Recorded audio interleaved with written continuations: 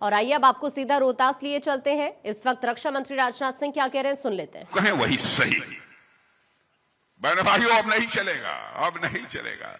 जो कानून कहेगा अब वही होगा। जो इंसाफ की आवाज होगी वही होगा। मुझे याद है उस समय का वह दौर, फोन से लोगों के टेंडर मिला करते थे। यदि कोई किडनैप, किसी का अपहरण यदि हो गया तो फिरौती की धनराशि टेलीफोन करके कम कराई जाती थी। अब वह दिन वापस नहीं आने वाले हैं मेरे बहनों भाई। जो गुंडागर्दी करने की कोशिश करेगा, लोगों के ऊपर जुल्म अत्याचार ढाएगा, उसको जनता के सामने ही उल्टा कर दिया जाएगा। कानून का राज चलेगा, एक दो लोगों का राज नहीं चलेगा। इसलिए मैं आप सबसे अनुरोध करने आया हूं कि आप सबका पूरा समर्थन हमें प्राप्त होना चाहिए। देश निरंतर मजबूत होता जा रहा है, देश की ताकत बढ़ती जा रही है। और हाल फिलहाल तो आपने देख ही लिया है देश के सेना के जवानों का पराक्रम। हमारे पड़ोसी देश पाकिस्तान से कुछ आतंकवादी चोरी से भारत की सीमा में घुस आए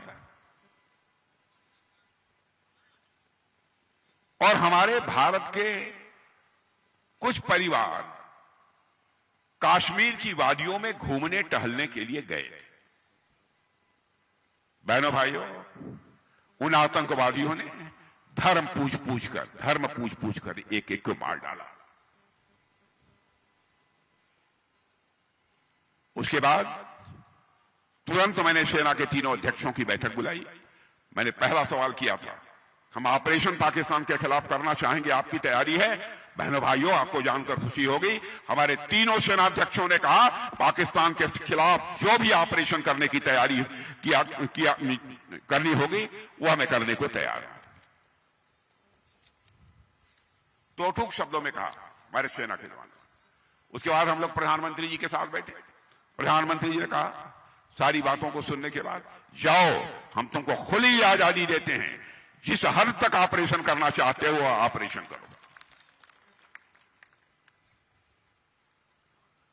और आपने देखा कि उसके बाद हमारे सेना के जवानों ने क्या करिश्मा किया।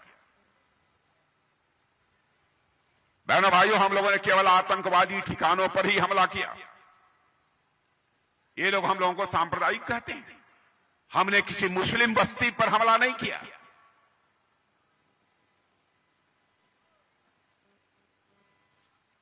आतंकवादी ठिकानों पर हमला किया और हमारा हमला सटीक था और 20 मिनट के अंदर ही सारे काम को अंजाम दे दिया। मेरे बहनों भाइयों, आप लोगों ने देखा कितने लोग मरे, अब वो संख्या नहीं बताना चाहता हूं, लेकिन आप मानकर चलिए 3 अंक से अधिक ही है। 3 अंक से बहुत अधिक है।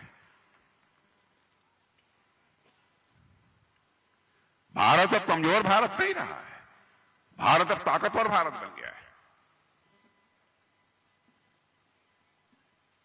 और हमारा ऑपरेशन सिंदूर तो अभी स्थगित है, समाप्त नहीं किया। फिर यदि कोई गड़बड़ करेगा बहनों भाइयों, फिर से हमारा ऑपरेशन सिंदूर प्रारंभ होगा।